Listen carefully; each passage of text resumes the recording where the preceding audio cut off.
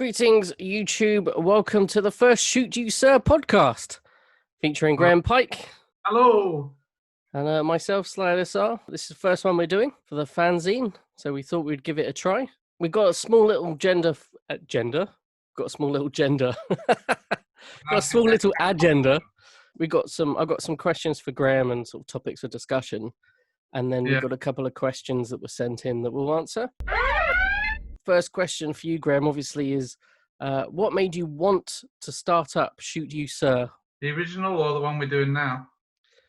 Both. As most people know, originally I was doing You Sir fanzine from mid to late 90s. And I think I finished in 98 on that because the new games were just pretty much drying up. I know it carried on for years, but it wasn't like regular like it had been. I just felt like it was dying out. So I'd done it for over 4 years. So I thought I'd knock it on the head. And then obviously I missed doing it, and I enjoyed doing the fanzine thing. And what happened was sort of one-on-one fighting games kept going to a limited extent.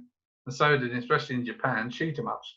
And that was like the sort of last bastion of the arcades. So I'd always enjoyed shoot 'em ups. And so I sort of started to I think I got the Dreamcast then. And so I decided perhaps I could do a sort of fanzine, but just for what we call now traditional shoot 'em ups. So I did that. But it only ran for about 6 issues. Unfortunately, I haven't got any left. I don't know what happened to them. I guess, again, sending it to game shops that were interested in. But I didn't get the feedback as the same as I had when you were up to 6 issues. I thought, well, it's not really working. The whole idea is you get a vibe going, you get like a little, not community, but that sort of feeling, people are... It never was going to be as like family thing as the Neo was, but it was an interest I had, but it didn't really take off. So I did about 6 issues and then thought, okay, I'll leave it. And so really, that sort of, again, probably by 1999, about 2000. I can't remember exactly when I did it, 99, 2000, something like that. That sort of went. I didn't do any more fanzines. I did another really short-lived fanzine called Roboheads, which was about sort of robots in fiction and oh, really? Games and things like that. Yeah, I think I still got a couple of them around somewhere. Oh, that'd be pretty cool. See some of those. Maybe next time I'm up. Yeah, but up in the attic, I've got a collection of like robot toys. Anyway, so that didn't happen. Then when I met up with Fraser and the New Earth started again. I did that for a year again, but again, the fact that there wasn't really much coming out, the odd game coming out. So I just decided, I did that for about a year, and I thought, well, I'm not a collector, so even though I enjoyed it, and again, I got some really good feedback from Neo Geo fans, new ones, and ones from that remembered the old. That was the best thing. So many people remembered the New Earth fanzine from when it was a paper fanzine. But after a year, I thought, well, I just can't do it. I'm not a collector. My interest is games, not collecting. I mean, I can really appreciate all the books and the posters and the artwork, and it's badges, God knows, every little thing you can imagine as a Neo Geo or SNK sort of thing. I can look at it and think, well, that's nice, but I don't want to spend 20 quid on that, 100 quid on that. It just does sit in my house. But I'm not a collector by nature anyway. I've got a little collection of robots, but that's about it. But anyway, so that sort of died, and then it wasn't long after that. Suddenly, I think I still enjoyed shoot 'em ups. I'd, as you know, I'd sold off. I had a big collection a big-ish collection of games, 90% being shoot 'em ups. And I just decided one day, I wasn't playing them, so I just let them go. I'd had them for years, and so it was a bit of. Now I'm sort of like looking back, I think that was a mistake. But I did get a lot of money for them, so I was pleased with that. So anyway, then I just sort of started to think, I'm still enjoying writing. I enjoyed doing the New Earth again. I like the format of like the e-zine, the e-fanzine. That's when I thought, well, you're a gaming bod, you've got your own YouTube channel. If I had somebody else to help me out, rather than just doing all the work myself, which I do enjoy doing it. I enjoy doing the layouts, and I enjoy writing reviews and little articles and that. But it's a lot to do on your own, and also you just need somebody else's feedback. Somebody else's enthusiasm, if you like. Yeah. So I could see that being really difficult all by yourself, month after month. Yeah, I mean, so it was. back in the day with the New Earth, it was okay because it was, I was younger and it was really good. Yeah, that was it really. I just wanted to carry on doing it, and that was my only other real enthusiasm game-wise, because I was really stuck in the sort of 2D type of games really.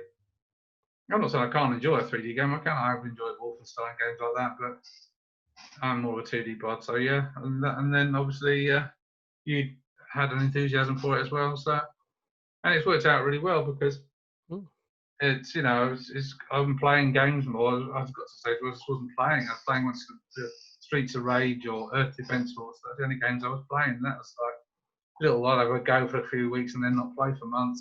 But now I'm back to sort of playing regularly, and I'm enjoying it.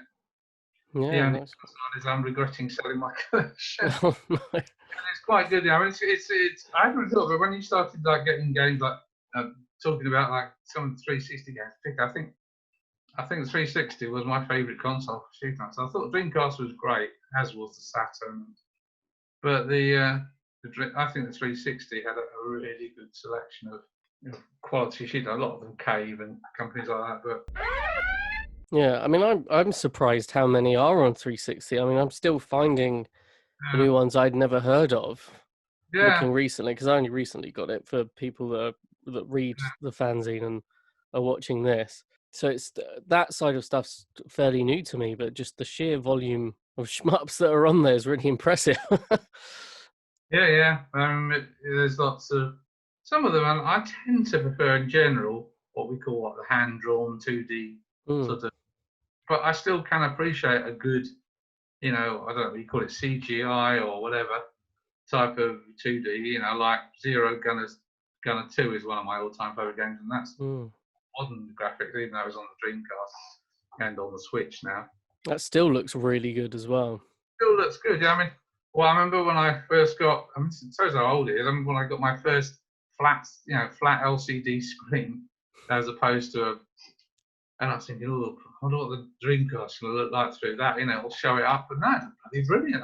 First game I put on, Zero Gunner 2. Wow, it looks great. And I was really pleased. And when I got my Neo Geo system again, that looks pretty good through the old flat. On that you just put it through the RGB rather than through the DMI. Still looks pretty nifty. It doesn't look like horrible. But I think like we've said before, I still think there's a lot like we've talked about our favourite games and our top fives and all this sort of thing. And with me, a shoot 'em up, it's not just the gameplay. The gameplay is incredibly important. You don't want a game that doesn't control well or is too easy or too ridiculously hard. But it's the atmosphere, it's the thing, it's the glamour, it's the music, it's everything that draws you into. Oh, yeah, I want to go a bit further. And yeah, you don't mind trying taking on that boss, 10 times before you get through or whatever, because you like it so much. So, and also you're just drawn into the world. You want to see, what's next. Yeah. And I think that's quite a big thing. That's why I tend not to. I think good quality 16-bit's probably the lowest I want to go. I'm not saying that obviously it's some amazing 8-bit, whatever, lesser bits, but I just can't. The graphics just get a bit too basic for me. I'm sort of. I can't get into it, you know what I mean? Yeah, and they don't always perform so well as well. The controls aren't always as tight. I mean, I'm sure there's examples, very good examples of 8-bit ones. I mean, there's some indie ones that I picked up that they're all right, but they're not ones I think about playing all the time. They're sort of trying to make the game look like an 8-bit. Why? They were 8-bit were great in their day, but I'm not saying I like old-fashioned graphics, but it's like if you're going to do like hand-drawn-y type arcade graphics, now do them as sharp as you can, make them as lush as you can. Yeah, get people thinking, bloody hell, okay, it's 2D, but it looks amazing, and the sound is incredible. That's what I think they should be doing, not sort of, oh look, we got a game here, it's on the most powerful console in the world. Oh, look, it looks like an 8-bit game from the 1980s. When I didn't really get into gaming until 1990. I was a newcomer. And that's when I did play arcade games in pubs and in arcades occasionally, but I didn't start to really look at stuff until I can still appreciate 16-bit, but and earlier than that now. I think what you said just now around games being the shoot 'em ups that are just an overall package performance. They feel good, they sound good. There's a challenge there, and you just want to keep going back to it.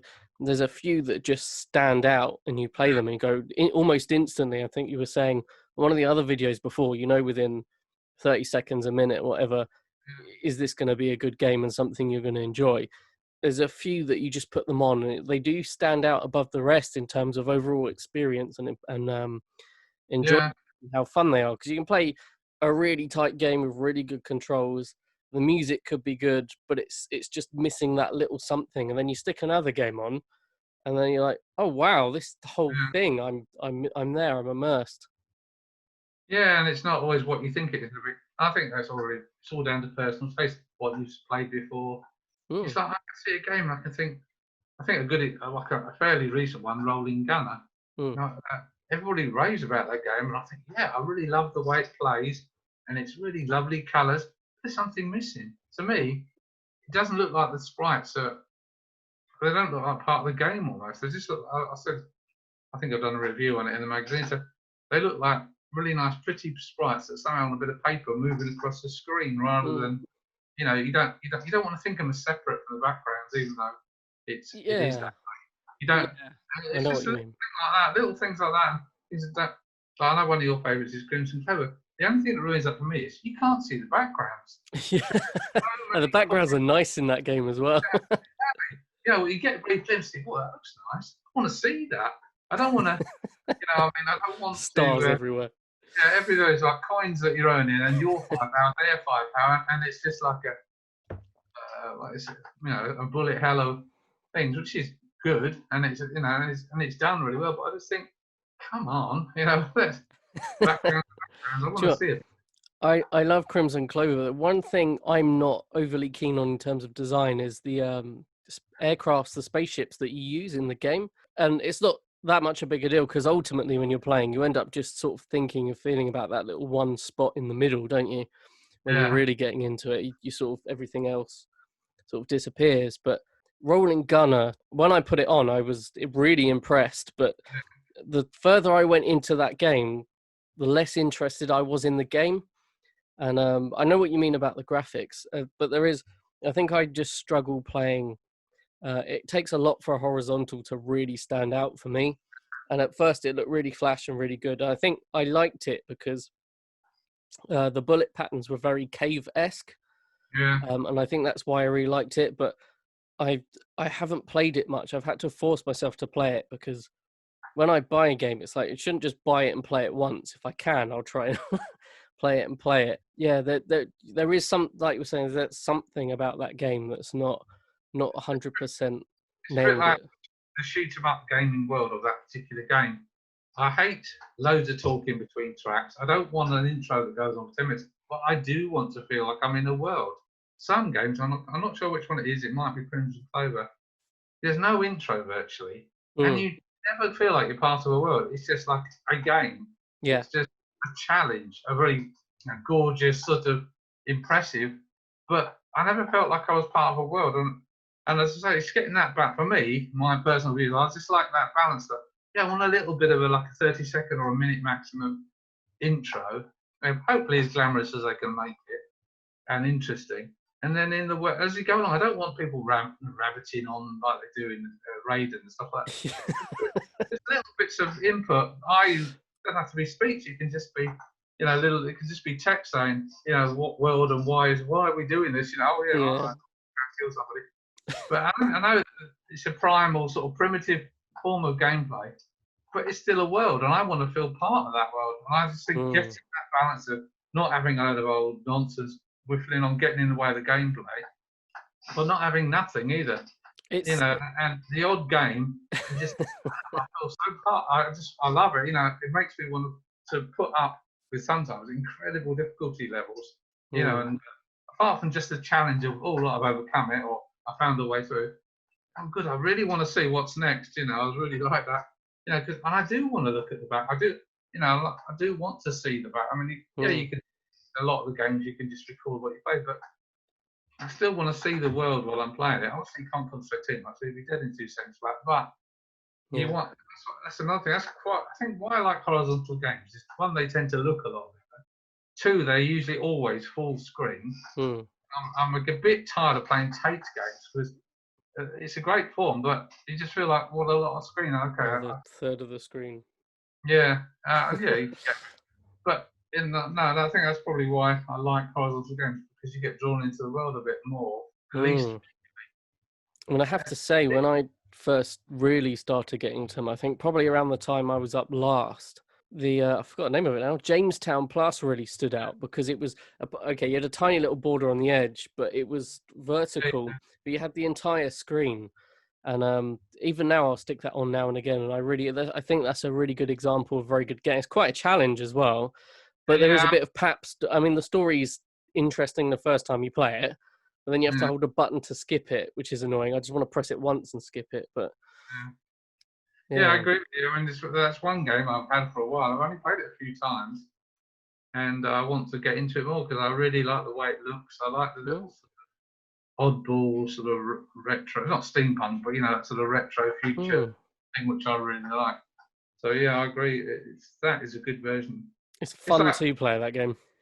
Yeah, what's really annoying is you've got the Visara collection, haven't you? Yeah. Yeah, 1 and 2, typical Tate hardcore sort of, but playable. But they've done checks this time. This one, when they've done those, especially I guess you've got a PS4 or Switch or whatever it is, you put it on. Oh, it looks lovely. It's all like CGI, but the water looks fantastic. Everything. It's ridiculously hard. That was quite difficult. And I was thinking, and you get no continues, 3 lives. Wow. I was thinking, well, you can get through the other ones. They make a new one. They make it look fantastic. Oh yeah, this is it's so different from the other 2. It's hardly related, but at least it's something, a little visual feast. And it's not that bad to play, but it's really hard to get anywhere on it. I sort of like, I just gave up in the end. Yeah, I struggle with that one. I've not played that for a long time. I'll have to admit. It's I remember putting it on. I think you're right. I think that the best games is accessibility if you're new, and then also you want the hard challenge as well. You want all the sort of different levels. The best ones do that really well. And obviously some games are aimed for people who've been playing it for years, but that really does affect the sales, I would have thought, of how many games you will sell. Apart from the hardcore shmup fans that go, I just want something that I can really challenging, no one else can do, maybe like 5-10% of people can do, and that's who you're selling it to. It's like you should be able to have a setting. I mean, not having a continue in that does seem ridiculous. Yeah, and I think a lot of those cave games, you get the game, and then you get like super easy. I'm thinking, well, what's that saying? You're either useless or you can play this game. That's what that's saying. I'm thinking, well, no, why don't you have super easy, normal, hard, and very hard, and then and be clever enough to program it so it works in that way. Perhaps it's too much work for them. Perhaps because the market is limited, they don't want to put that amount of work in. But they seem to put a lot of extras in these cave games, particularly. Yeah, if you go to the Japanese text. But yeah, it does seem a bit irritating. But, are you right about the storyline thing? That's the one thing when I first started Raiden, I was like, oh no, I can't deal with this. They're talking. And then when I realized you could turn it down, it's like, right now this game is playable. And the strange thing is, Raiden's got really good cutscenes in between the levels. Your ship spins and then zooms off. It's like, oh, that looks really good. But then you've got all this talking going on with characters that you're not interested in. And it's continual crap. It's not even necessarily about the mission. They start talking about what they're eating or whatever. It's like, I don't care about that. Why are you sticking that in a game? Yeah, I don't want a soap opera going on when I drop play. No, I actually having downloaded Raiden 5 after a long. I hadn't bothered because I don't know why. I think I'd had 4 on the 360, and it didn't really get a look into that. So many other brilliant Japanese games coming out. Not that it wasn't good. I just hadn't really given it much attention, so I didn't bother with 5. And it was expensive, even in the download. Then I got it really cheap, and I was surprised how much I liked it. I was thinking, yeah, this is what a shoot 'em up should be like. Yeah. It's difficult, but it's not impossible. It's good graphics. It's not like the best graphics I've ever seen by a long way. But I don't know, I like so much about it. The music's great. The whole vibe of it is a really good quality arcade shoot 'em up, and I think it outdoes a lot of other, just with getting everything right, really. Mm, mm. And as soon as within like about 5 minutes, I thought, oh, I haven't enjoyed the game this much for a while, well, I felt really enthusiastic about it. And then the next day, Esperado turned up, maybe pronounce it, and then I thought, wow, what a difference! Yeah, it's like Esperado is like in a way a better game, but it hasn't quite got the presentation as well as Raiden has. Yeah. Raiden nails that very classic gameplay, but the graphics are just right. And you show lots of little clever 3D bits here and there just to make you feel you're part of something good. It does it better. But And I love that. I love the line graph. That kept me going. That Raiden 5 director's cut. I suppose if you took my Nintendo Switch and look at my most played game, that's probably the most played game, because last year I was just playing that game non-stop. But that line graph, and what I find with that, because it's all games, all shmups have the scores and everything. But what I like about that game, it'll put your last best score, the sort of average for that level, and then the best online score, which you don't always get anywhere near. But it's just beating your last one. You can see as you're going along, you might have not done so well at a certain part, and then all of a sudden you shot up, and it just added a new dynamic to it. And I was like, oh, now I'm playing really well. I was playing crap at the start, and now I thought that was so well done. I would love to see that in more. It'd be nice to be able to play a shmup where you've got a choice of the different kinds of scoring you can have, like traditional, where it's just numbers going up, or a line graph or something, just a couple of different things you can switch between. But Raiden 5, yeah, fantastic game. Yeah, I'm a sort of I think another thing that struck me the other day was sometimes I think I think it's on Esperado, how you pronounce it. It's got so many choices, and that's obviously the Japanese text, so you have to take a look. I was thinking it's a bit like watching a video. I don't want to decide how it ends. I want the director and the writer to tell me how it ends. I went through a phase years ago having like films where you could choose 3 or 4 endings. Yeah. But it's not that. I want them to determine what the game's like. I like to have some choices and just tweak it to your level. So it's a challenge for you, but it's not frustratingly chuck the control on the floor type of situation. Yeah. But so that's sort of tricky. But when you get it just goes to like silly level. I'm thinking, well, yeah, that's available for people, but I'll just go on the default setting probably eventually, and just that's what I mean on Esperado Destiny, Katsui Destiny. I tend to just play mainly the main arcade or arcade plus of the game, and then I occasionally go on super easy so I can blast through the whole game. Yeah, definitely, I do that. On super easy, you can get through the whole game. It's not hard. It's just right. You're not just like breezing through it. You still have to, move around and be careful. It's weird, but yeah. So I think the shop. Yeah. What's the game like? But yeah, it's. But yeah, I don't know. I do like. It is nice to just kill everything coming your way. It's clever. It's not difficult to get through, but. I think you're right. I mean, I do a similar thing. I think it's the arcade mode is where I spend most of the time, and then sometimes you do want to just play casually, and you don't want to just have a massive challenge and try and beat your last score. Sometimes you just want to play through, like you're saying, the story. And you appreciate the graphics a bit more as well.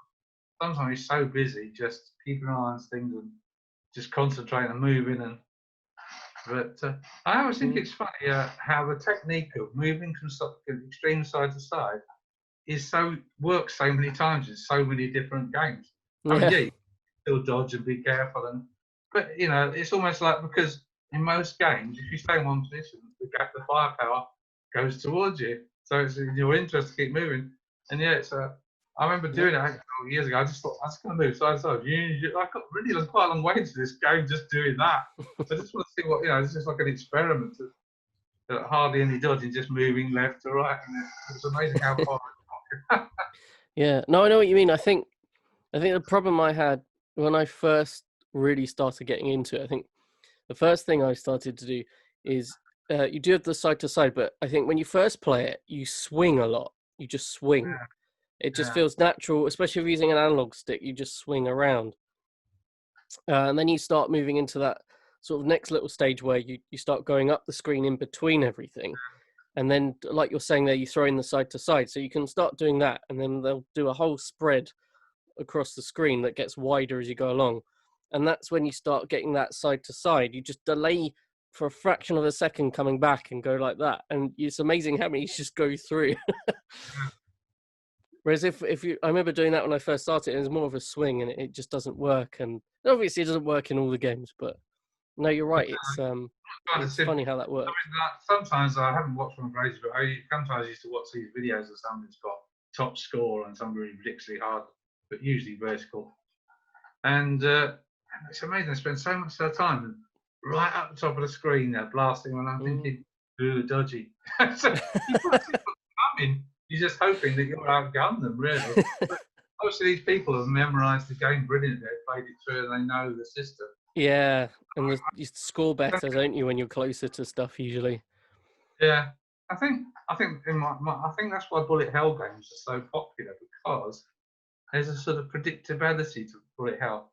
When it's not bullet hell, basically you're going to get if it's not a bullet hell game, there's shoot 'em ups.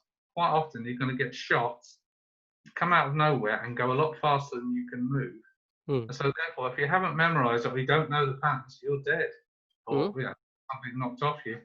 Yeah. So I think that's why bullet hell, in a way, even though it seems harder, it gives you that sort of moving in a pattern rather than like playing a game the other end. And I think it was there's a good game called In the Hunt I really like, where you're a submarine, but it's not particularly quick moving, and if you're in the wrong place and then it shoots, you're dead. You have to. It's a bit like Review Point. When you're up against the bosses, every now and then a certain fire, if you're in the wrong place, you're not quick enough to get out of the way.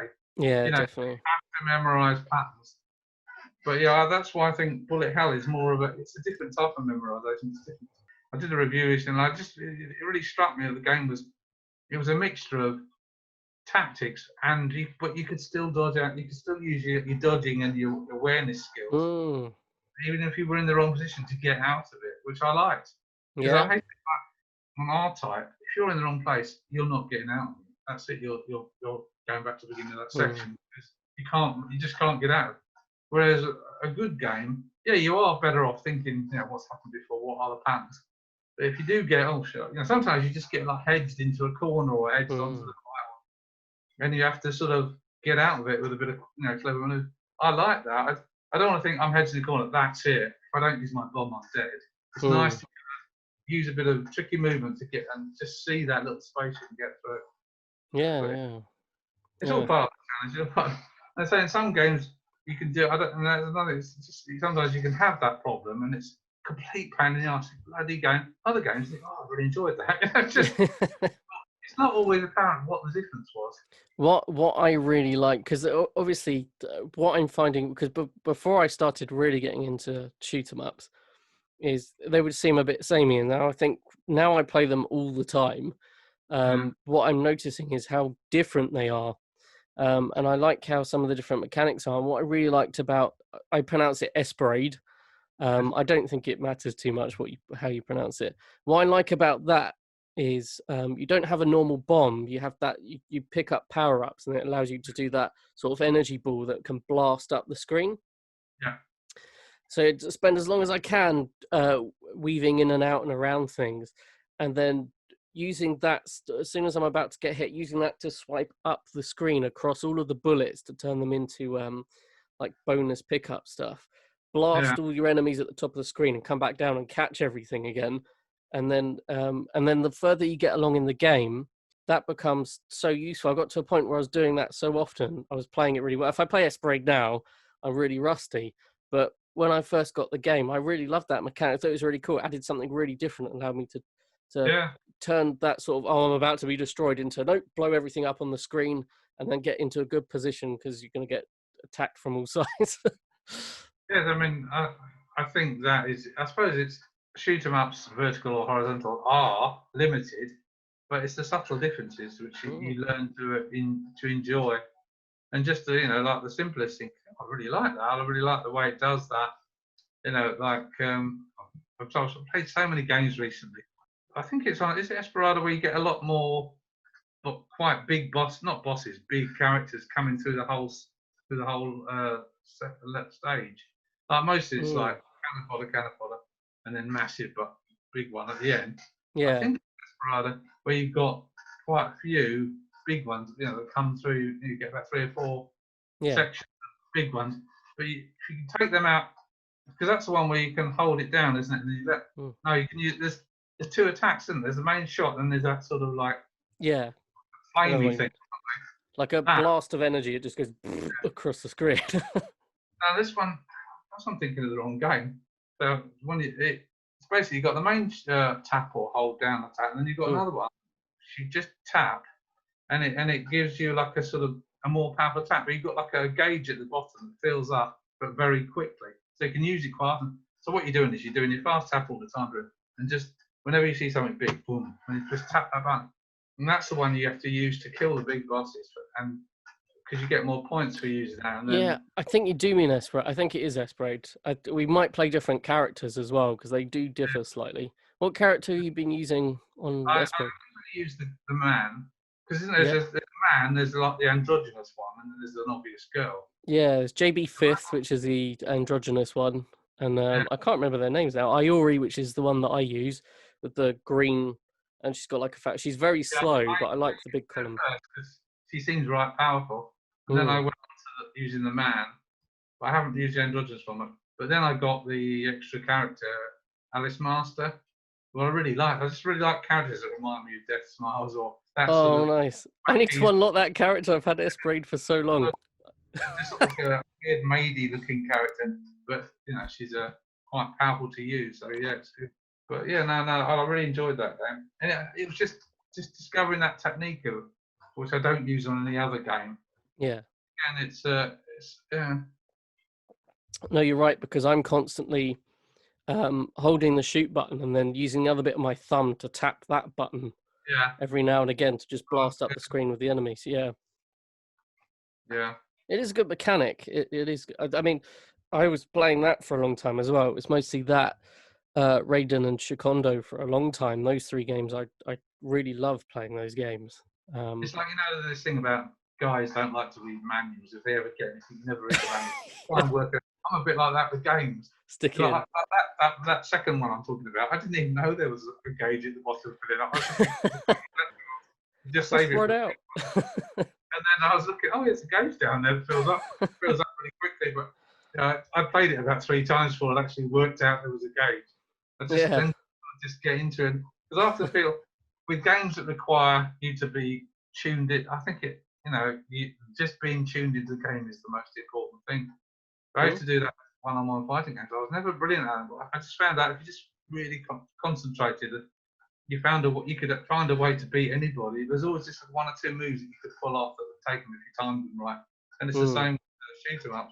If you tune in, you find out those little things. You don't even know what's going on exactly, but you sort of have the semi-subconscious brain, if you like, gets into it, and that's what I like, because I don't want to think about it logically. I just want to get into it, so I'm doing it. So you have to think, but most of it becomes semi-automatic. Going on, but not. Sometimes it's nice to find out, because you always know there's going to be a main shot and a bomb or something that's a more powerful attack. And sometimes it's nice just going in and then figuring that as you're playing. You tap a button, you're like, I wasn't expecting that to happen. It can be. I recently got Danganronpa on the PS4, and what a game! That's fantastic. Disco music and a shmup. I never thought I needed that in my life, but I do. So. I've got some videos of it. Obviously, I'm not going to be getting it, but because of the hassle. But yeah, it looks good. Yeah, looks fantastic. I'm going to do a review on it. No, I've done a review on it. I've sent it to you, I think. It's very flash, very colourful. I like the shots in it. They've got one very boring one that's just one straight up. But I like the gold yellow one they've got. It's a lot of fun to use. It's just a lot of fun. It's not the best shmup I've ever played. It's not as tight as Ketsui or Battle Garega or anything like that. It's one of Cave's looser games, but it's just fun and silly. But it's overall a good game. But it's Yeah. fun. I quite like it, talking about little things you can go. I like it when you got like a shot and you can like whip it across the screen. You do a quick movement, it's like that. It's a really good way of getting certain characters that are out of your, because sometimes you're just shooting up.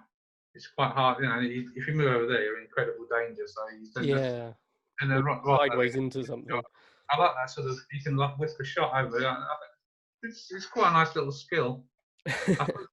I suppose it started with Raiden, because I used to have that sort of whipping sort of thing. Then it starts to curl around and go. Yeah, that's the first time I'd seen that, because I'm very late into shoot 'em ups. That was the first time I'd seen that, where it sort of like it joins a few things up, doesn't it? And then it attacks them. Yeah, really. What it not also. But yeah, it is a bit odd. Yeah, but it doesn't look particularly realistic or anything. But I like the idea when he first got it, got that sort of like moving firepower, so you could like wiggle it, sort of thing, a bit like a whip. I just thought that good. That's where Caladrius Blaze, the amount of characters in that. When I first played that with you, that's on the channel, video of us playing that. Yeah. I've played that. Yeah, I've played that since, but the selection of I don't use all of them, but the selection of characters and different kinds of shots on that's quite impressive as well. You don't usually see that many very often. Yeah, I think some people sort of didn't like it because there's something to do with when the more you defeat the bosses, or they're all women and their clothes come off. To be honest, I hadn't even noticed. No, I didn't notice until you told me that. We were playing it, I didn't notice. I've played it for ages, and I think, you see the odd sort of anime girl. As if they got hit, like, oh, I got shot and I died. I thought, oh, that's nice, but I didn't think it was my character. I just didn't really think about it. Then I think I must have watched a video of it, and this guy's going on about, oh yeah, if you're offended by that, I think, what? But yeah, it was a bit. But I think that somehow put some people off because it's very un-PC. Do you know what's really funny on the? Did you see my email? I don't know if I sent you an email. I put it on the social media. YouTube took away the thumbnail from Musu Sama because of the thumbnail that I put, and the thumbnail was only the main character on it, anime, completely covered up, and they took it away. And what was really silly about it is they decided to put a screenshot from the video in of exactly the same thing that they took down. Absolutely ridiculous. I'm like, what was the point in that?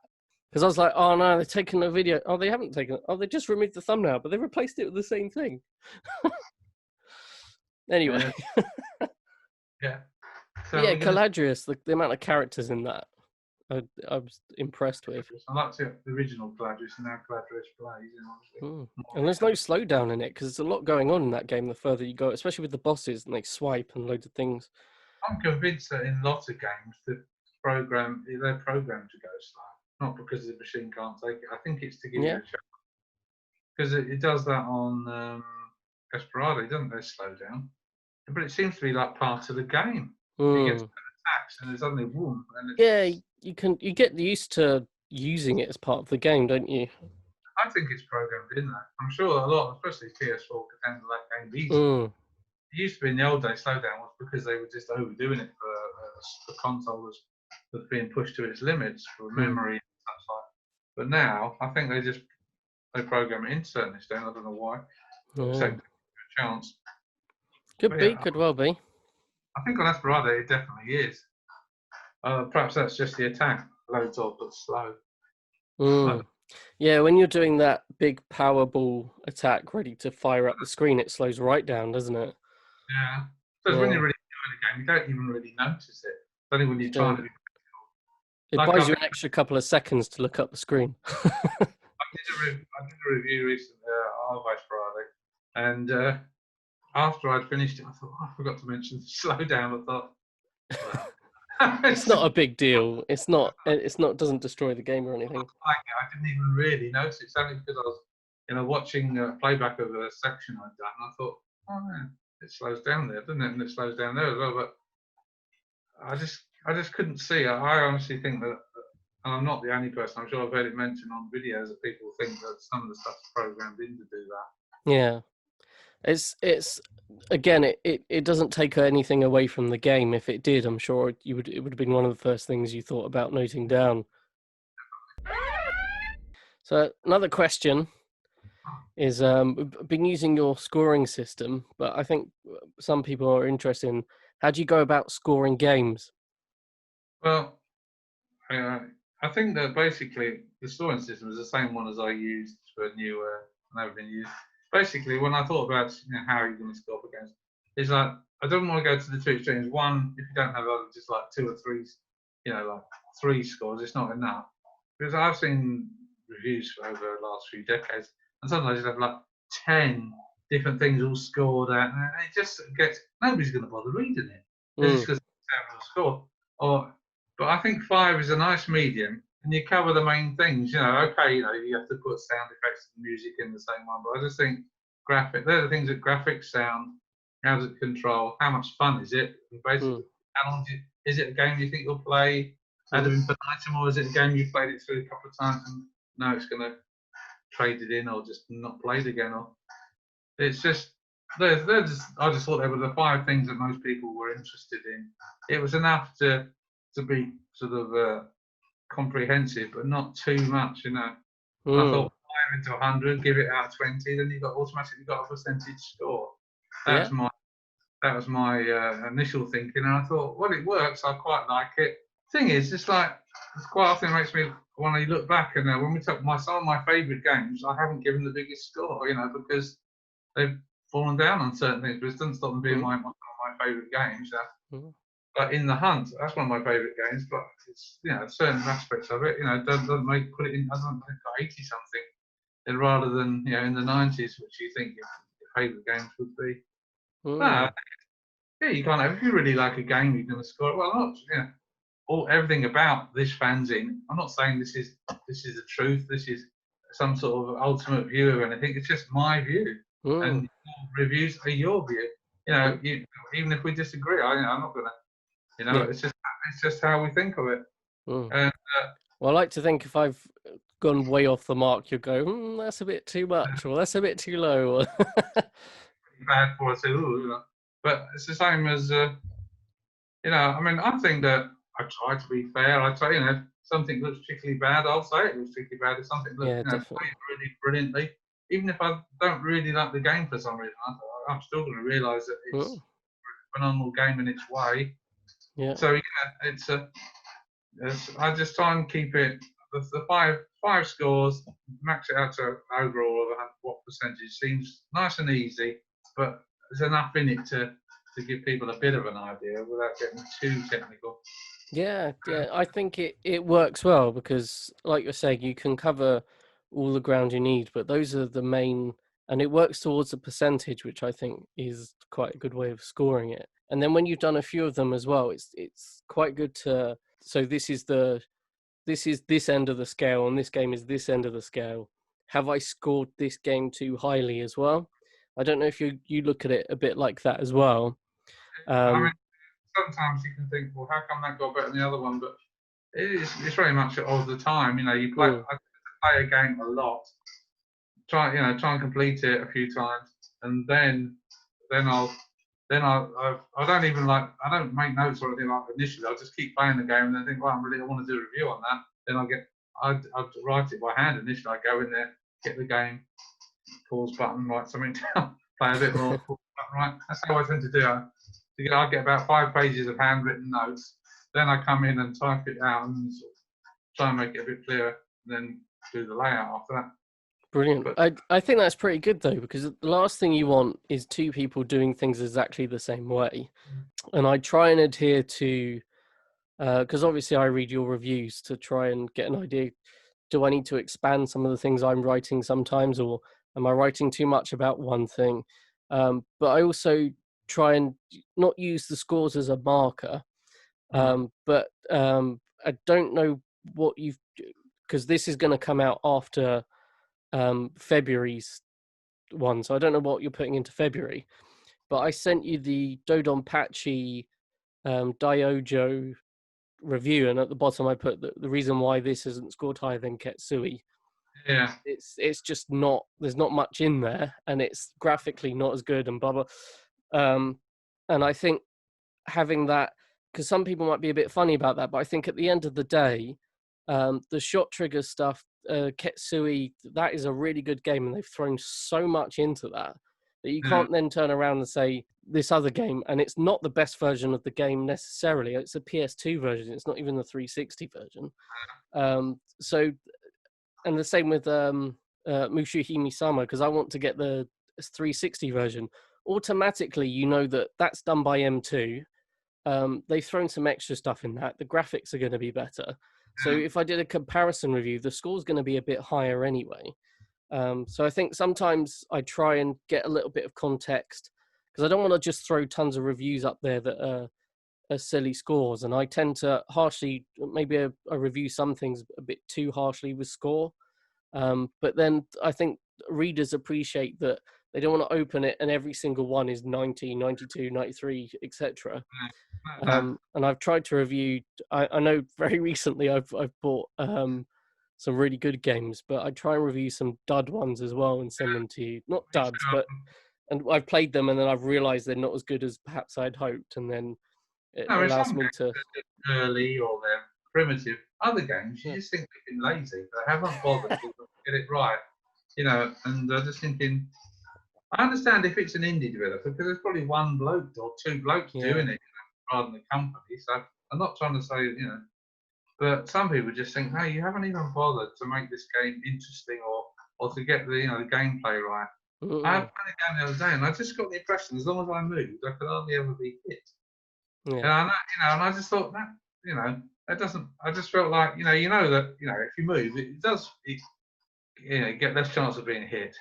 But this thing, I seem to be able to move through almost any hail of bullets, as long as I was shifting quick enough. I seem to get away with it. I'm thinking, that can't be right. You know what I mean? It's I think it was a game flaw, but you know, which I think I've done a review again. I can't remember which one it was, but it'll come out eventually. And it's in. When I do a review, I don't really want it to be like I'm thinking graphics, sound, control. I don't do it like that. I just I try and come from a different angle every time if I can. But yeah, you're going to repeat yourself. You've got only so many adjectives you can use. There's only so many different ways that a shoot 'em up can be programmed. But I try to, you know, if I've got a history with it, I'll try and bring that into it. If I've got something that really gave me a buzz when I first saw it, I'll just rattle on about that for a while, because that's what I like about it. It's basically the fanzine. It's trying to be fair, trying to be, you know, interesting to people. It's just two guys talking about what they like, you know. Yeah, definitely. And that's all it ever will be. And to be honest, most of the people that get the fanzine now on subscription are New Earth people who've had that as well. There's a few extras been added, which I'm pleased about. There's been a couple that have found us as well through the YouTube that have gone on and downloaded. Like, oh, fantastic! Welcome aboard. Yeah, we are getting new people as well, but a lot of the old New Earthers are getting it as well. Definitely, yeah. I do right. The bulk of it will be.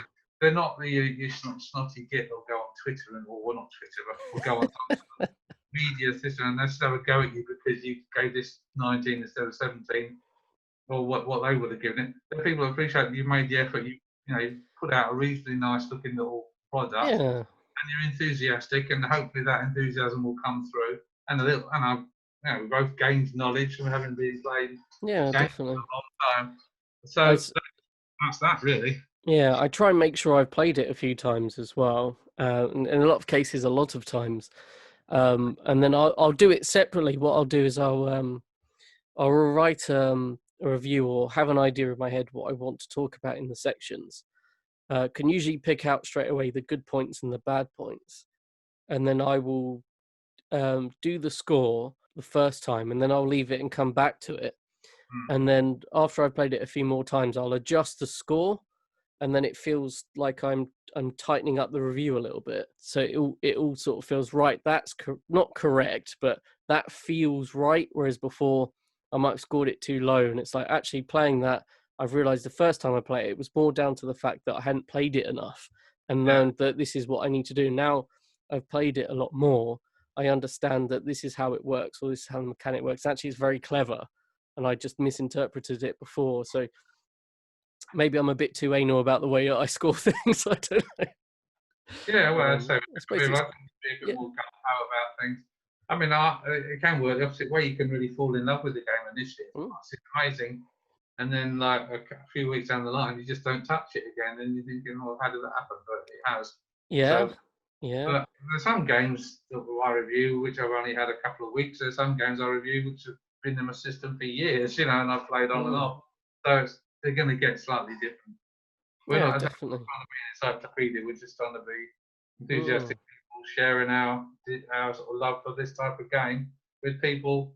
There's still quite a lot of people out there that like it as well. So Definitely. And you can discover that you like games you didn't at first. I mean, when I first played Crimson Clover, I was like, and now I think it's one of the best games I've ever played. So it's amazing how something like that could turn around so quickly.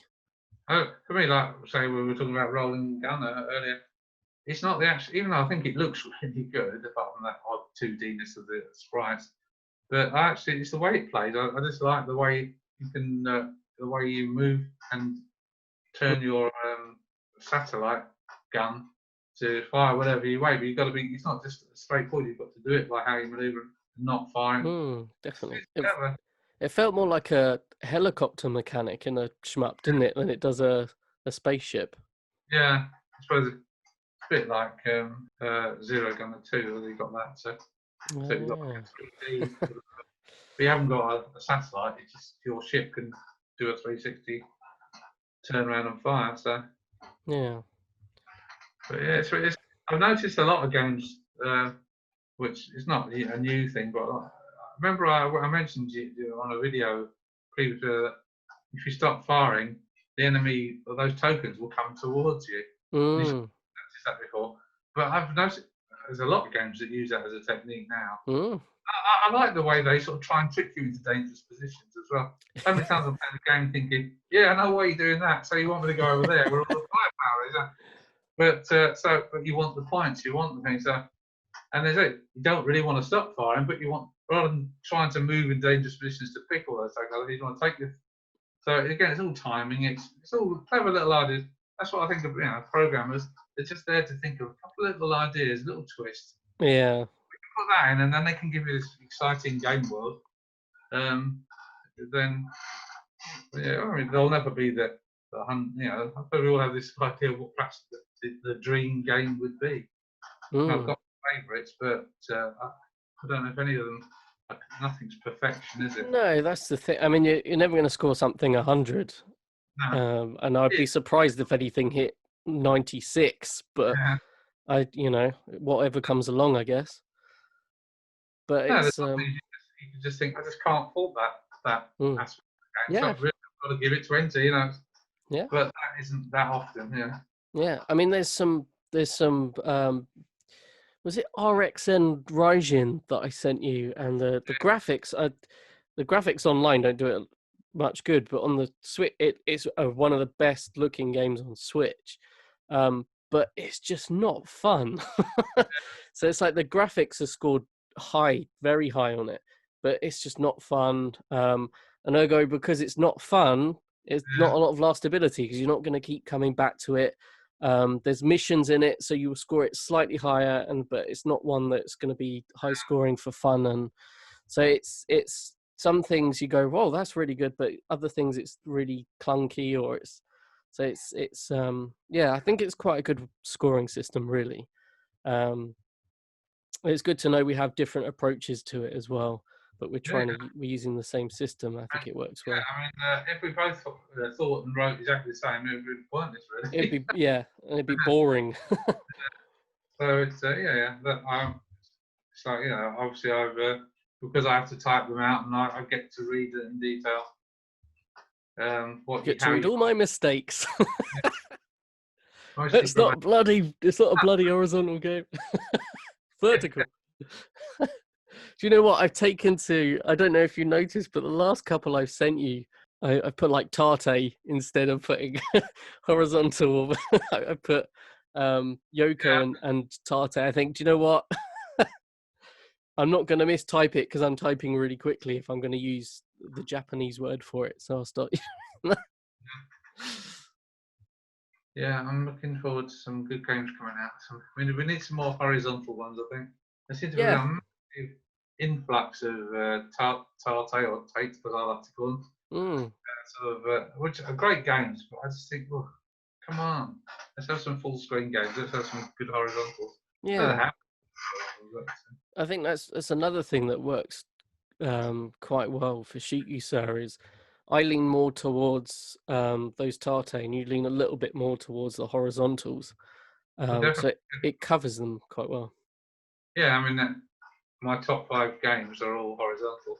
I didn't even think about it until I wrote it down. And I thought, oh, yeah, they're all horizontal. It's not that I dislike vertical. I enjoy vertical games, you know. But it just happens to be that's what my favourite games are, and they're all horizontal. So there must be a leading that way. I think it's really good though, because if it was both just one way, it'd all be 90% one thing. Because I would have thought about 85-90% of the reviews I've sent you are all vertical. So we recently did our top 5 shmups in the February issue of Shoot You Sir.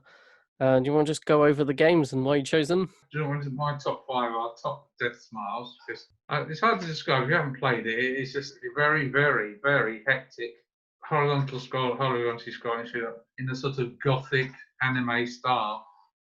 But I mean, yeah, it's an eye popper because I don't know if you found that there's so much going on. Explosions and massive, even like a lot of the early level sort of enemy sprites. Some of them are dinky, but some of them are huge monsters, and it's just done so well, and it plays well. It's fantastic music, fantastic graphics, very much in the 2D arcade style that a lot of us like. The boss designs are really good as well. They're really unique. Yeah, the whole thing is just an experience and a half. I can remember because I played occasionally when I get to work. I said, "Have a go on that." She just couldn't handle it. It was too much visual input. You know. Yeah. I can see what you mean actually. When I was trying to look at it through her eyes, and yeah, it's just it's not left, right, bottom, up. But so yeah, Death Smiles number 1, and I'll be a while before that gets knocked up, I would imagine. But I'd like to be cool. Well, maybe be good to see a third one. Yeah. 2 was good as well. The second number 2 is Zero Gunner 2, which was on the Dreamcast, and now I've got it on the Switch. I don't think it plays as well on the Switch. I think it's too easy. Okay. Yeah, I mean, it was never that. I mean, it was never a super hard game. But even on like normal and hard, it just seems like you're on super easy. It's like 2 seconds, you start up against a big blast them if you don't, and they're gone. It was never that easy. It wasn't it's not a super hard game. Do you play it on a harder difficulty now then? I have to, because it just seems like, you know, anyway. But it still looks good. It looks fairly close to the Dreamcast one. I'd have to put them side by side and say which one was better. Normally you'd expect the Switch to be better, but no, if I'd say for me, Zero Gunner 2 on the Dreamcast would be my number 2. Until Death Smiles came along, it was my number 1, and it was. I really liked it. Zero Gunner 2. That's fun. That's the best one, but yeah, it's a good game. Number 3 is Akai Katana. Again, it's from memory because since I sold my collection, I haven't got it anymore. I just remember the buzz I got from it, and I love the way it looks. I love the graphics. That sort of style of retro futuristic, it really works. It's a arcade game, so it plays well. Number 4, the ultimate Neo Geo shoot 'em up from my viewpoint. I mean, I really like Polestar, but viewpoint, having really got back into playing it again, initially to do a review of it, but it's just a unique shooter. I know it's based on an old Sega game called Zaxxon, but everything about it, the way it plays, the music, again, it's just so different. It looks amazing as well. I couldn't believe it when you and Fraser told me that was an early 90s Neo Geo game. I'm like, no way. The way it looks like one of the later games. Yeah, I think it was 92, 93. I think it came out. It's impressive. Well, I said there was nothing else on the Neo that looked like that. hard to imagine why you wouldn't like Replay. Apart from it does get very hard in the later levels. Mm. It's just a spot on game. It's just a It lot of is fun. It is fun. and even if you can only do the first 3 or 4 levels, go for it. It's great. And my 5th one is In the Hunt, which was, In the Hunt. It's just, again, it reminds me of a Neo Geo game. I know I'm a bit of a Neo Geo file, but even though it isn't, that's done by I think it's Iron who did the art. But yeah, it's just so different. It's quite slow moving character because it's a submarine, so it doesn't jump down the screen. It's reasonably slow, so you've got to take that into account. Plus, you're underwater, but you can go on if there's things above the water. So if you want to attack them, you have to surface. Go to the top. Yeah. But you don't only fire out, you drop depth charges down, you can fire missiles up. Nice. But and it's a lot of aspects to it. It does get quite hard, as you'd expect. Mm. It looks great. I mean, I was surprised how well it looked. I think I've got it on PS4. Yeah, PS4. I bought it on the back of your review. Yeah, I think I've got it on. I think it is on PS4. Yeah. It does look really good. It is a good-looking game. I take it you didn't take to it then. I thought it was good. I struggle with the horizontal games, but I did like that mechanic you were saying because where you have to surface to shoot. You're shooting up here. I want to shoot those ones up there. I can't get it. So you have to go up, shoot them, and then come back down. And I like with the you have to shoot the mines a few times before they explode. Yeah, the bit we get these like icicle sort of things going like taking up. That's bloody hard, that bit. Yeah. I thought that was it looks really good because like, oh, I've gone into one, and then when you're coming through, like, I've got to shoot it 4 or 5 times before it breaks. While you've got other things shooting at you, it's like you've got to really plan what you're going to be doing by the time you get there. There's a lot of games that are around that are probably better than it, or but it's just down to personal favourites. These aren't. I'm not saying these are the top 5 games in the world, or everyone don't know. I'm saying these are my favourites. Anyway, are you going to go through your top 5? Yes, if I can remember what they are. Crimson Clover is at the moment is definitely top of my list. I mentioned earlier when I first played it, I was like, I don't like this game. This game's not for me. And I've played it more and more, and I've really enjoyed it. And then I've gone and played Dodonpachi Daijouo DOJ. And I can see there's so many games now. You're like, oh, okay, it's a clone of this series of games. But it's just done so. Something about Crimson Clover. It looks amazing. It plays fun. I like the text. There's times in that where I get distracted looking at the textures of the environments. So that they are covered a lot on the screen. And there are moments, especially in that first level, you're going up and the texture of the bricks on the where the tanks are coming across. I'm looking at that and I get shot from some random thing. I'm like, no, I was enjoying the look of the texture. That's what I was saying earlier. It's so important. I really think, I love all the. They put that in there. Why don't let us see it? Why not? Brilliant, yeah. So give us a little quiet section where there's not much going on. Mushuhime-sama, which is behind me, that might end up taking top spot, especially if I end up getting it on 360 with the better graphics and the extra stuff. That's when we were saying earlier, sometimes you just play a game and it just feels right. And it's just the atmosphere, the mechanics are tight. It's a tough game. Mechanics are tight. The music is very good. The graphics, the way everything looks. It's a very unique feel. Everything's all bugs and you're going through the forest and there's water. And so the environments they've made look very different. But I thought it was very unique the way it played. Really good game. And that might end up taking top spot. I think it's too good for the PS2 like that, graphically. Yeah, I think you can tell when you look at, I suppose when you're playing a shmup, you sort of half zone out a little bit. So I don't necessarily know because it's stuff flying at you all the time in that game. But you're right, it doesn't. If you put a PS2 version and the 360 next to each other, there's no competition. I'm sure the 360 would win, which is why I kind of want to get it because I love the PS2 version so much. So I think the 360 one's going to be better. When I was when you sent me the review, I was looking at some sort of high definition YouTube video of it, like a 108, but it still looked fuzzy, and you can see these brilliant sort of big insects moving around. And it's impressive, yeah. Awesome if you could just see it better. Yeah. The definition is not the video of the game is not high enough. Yeah, so, I mean, the cool thing is, I mean, with capture cards and things, you can improve the way something looks. But yeah, I mean, you can tell when you stick it in, because if I'd stick in Dodonpachi DOJ, which is also on PS2, actually does look a lot better than Mushihi Nisama. Gosh, that's a mouthful of words in one go. It looks so much better. It does look more like a 3, but what I also wonder is if that might have come out much later on in the PS2's timeline as well, I wonder. So, and it's the black label version. It's not the whereas the Mushu Himi-sama is like a standard version. So I don't think it's quite enhanced. But you're right. I mean, I'll end up getting it on 360 and probably do a comparison. Anyway, I'll move on to the next one. What was the next one? I can't remember what the list was. So I did Crimson Clover, Mushu Himi-sama, Death Smiles, for reasons you mentioned, really. I'm trying to remember the other games I put. Shikondo, I know, is on that list. I think I put it in the 5th place. Looks good, sounds really good, is a lot of fun, very modern looking. It's just a lot of fun. I love the whole vibe of the game. You know, and it Yeah, plays. yeah. It's a great game. I don't know. I get so Oh, many. Esperade. I don't know why I didn't remember that. Yes, because Yeah. I nearly put Dungeon Fever on, but I decided Esperade. I've had Esperade on the Switch for a while. Again, for similar reasons, we've already talked about Esperade a lot, so I won't go into it. But I really like the anime graphics, and it's a lot of fun. I thought it was very well done. Yeah, I mean, it's like it's similar but very dissimilar to Ketsui, isn't it? Just Destiny. Yeah, yeah. Initially, you think, well, they actually look quite the same the way they're presented, but yeah, they play quite differently.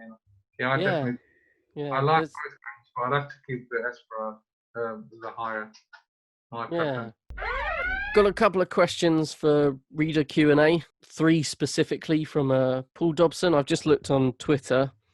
Loads of people are retweeting and but there's not actually many questions on there. But we've got 3 from Paul Dobson. First one is, what is your favorite developer? It's got to be Cave, isn't it? Really. Yeah. I really like Rev. I think they did some good. And I always used to really like. Oh, they're not really going much now. Treasure. Not just for shoot 'em ups, they just did some, you know, obviously the Radiant Silvergun, Karuga. There's another really called Silhouette Mirage, which is more of a sort of shooting platform adventure game. Yeah, they did some Guardian Heroes, one of your favourites. Gunstar Heroes. Those are really, you know, sort of bizarre, and yeah, all their games. I really like Treasure. Yeah, as an overall developer. Obviously SNK but I think for shoot 'em ups, it's got to be Cave really. But I'm very keen on a few different makes, but most of them seem to have come and gone. All the old favourites. What about you?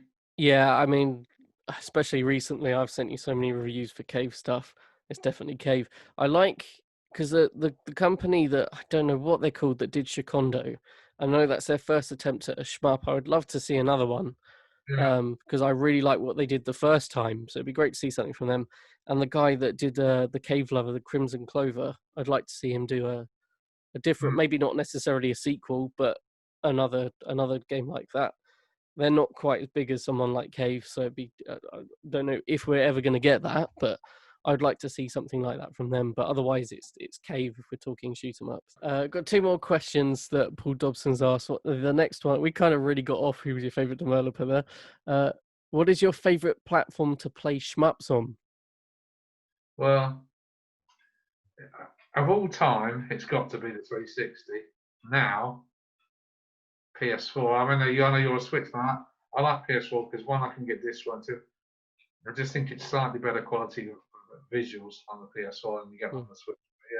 But yeah, contemporary, what I use more now, I mainly play either Switch, PS4, or Neo Geo. But I think the PS4 now. But if I was going back over time, it's got to be the 360. And the Dreamcast was quality and had some great shoot 'em ups, which I've not seen anywhere else. Haven't moved on. But 360. I mean, there's another Bullet Soul. That was a really good game. You shot things. Oh, I've seen that. That looks amazing. Yeah.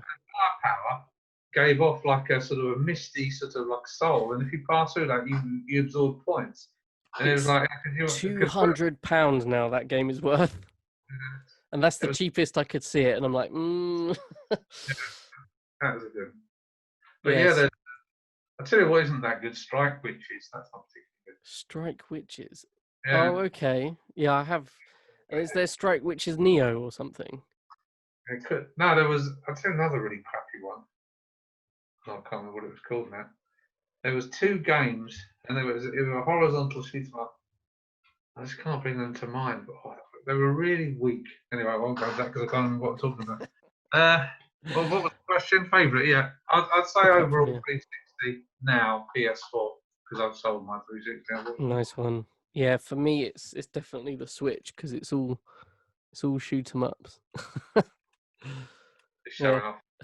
Yeah, There's one more question from Paul Dobson that says, "What was the first shmup you remember playing?" I think we covered this in an earlier video. My first shmup was Phoenix back Oh. in the 80s.